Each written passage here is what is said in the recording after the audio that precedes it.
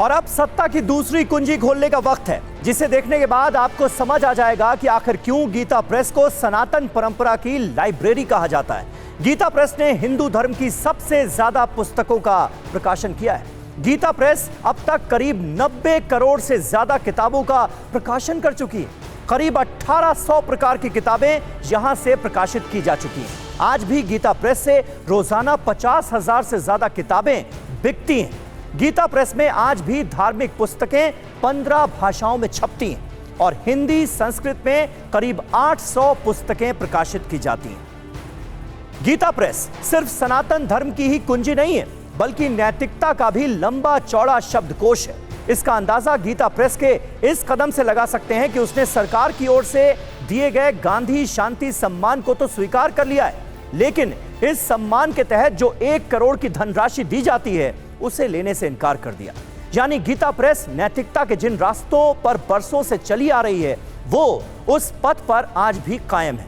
इतने लंबे समय से गीता प्रेस आध्यात्मिक ग्रंथों और पुस्तक को लोगों तक पहुंचा रही, लेकिन उसने कभी सरकार या किसी संस्था से आर्थिक मदद नहीं ली। देखिए कितनी बड़ी बात है, जिसकी तारीफ होनी चाहिए। कोई मदद, आर्थिक मदद नहीं ली गई सरकार या किसी भी संस्था से।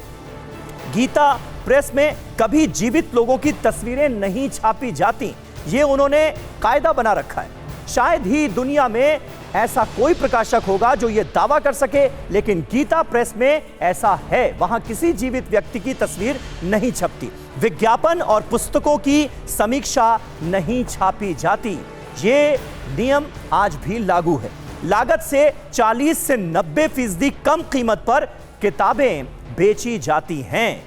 ये देखिए कितनी बड़ी बात है। भारत सरकार से कागज पर सब्सिडी नहीं मिलती और सबसे बड़ी खासियत ये कि हर महीने करीब 400 टन कागज पर छपाई होती, यानी कितने बड़े पैमाने पर किताबें पब्लिश की जा रही हैं, इससे आपको अंदाजा लगेगा। गीता प्रेस बाजार भाव पर खरीदती है कागज, जो बाजार का भाव होता है उसी पर खरीदा जाता है। गीता प्रेस की छपाई में एक भी अशुद्धि नहीं होती और यह सिलसिला इसी तरह से बदस्तूर जारी है। गलती पकड़ने वाले को इनाम की योजना चलाई जाती है प्रेस की तरफ से। अपने इन्हीं आदर्शों का पालन गीता प्रेस आज भी करती है। इसलिए उसने गांधी शांति पुरस्कार प्रशस्ति पत्र लेने पर तो हामी भरी, लेकिन इनामी राशि लेने पर हाथ जोड़ लिए। यह गीता प्रेस के स्वाभिमान की मिसाल है। ऐसा है कि अब ये जो पुरस्कार मिला है, इसके लिए ऐसा कोई रास्ता जरूर निकाला जाएगा कि सम्मान सबका रह जाए।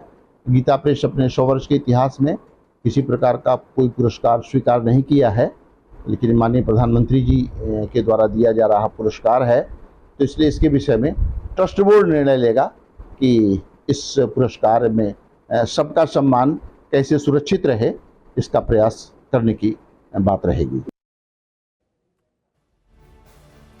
और अब इस खबर का नजरिया 9। यह सही है कि महात्मा गांधी और गीता प्रेस की पत्रिका कल्याण के संस्थापक संपादक हनुमान प्रसाद पोद्दार के बीच कुछ विषयों पर मतभेद थे, लेकिन मनभेद नहीं था। दोनों ही एक दूसरे के प्रति आदर भाव रखते थे और दोनों ने ही अपनी मुलाकातों में मर्यादा की रेखा कभी पार नहीं की। राजनीति के खिलाड़ियों ने अपने मनपसंद प्रसंग चुने और अधूरी पिक्चर पेश करते हुए सियासत शुरू कर दी। इसे अर्ध सत्य के साथ उनका प्रयोग ही कहा जाएगा। चालाकी से संदर्भ का स्टीयरिंग व्हील घुमाकर तथ्यों को एक खास नैरेटिव की दिशा में मोड़ देना सही नहीं।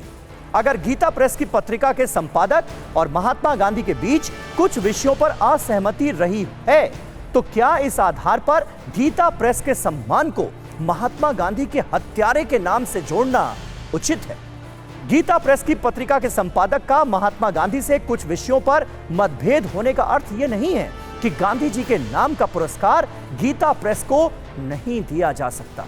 गीता प्रेस को यह पुरस्कार सनातन की सेवा के लिए दिया गया या शांति और सौहार्द कायम करने के लिए दिया गया, इस पर बहस चलती रहेगी। लेकिन हमें इतना यकीन है कि गीता प्रेस का सम्मान इस देश के लोगों के मन में हमेशा बना रहेगा और गीता प्रेस का यह सम्मान और स्वाभिमान किसी भी पुरस्कार से ऊपर है।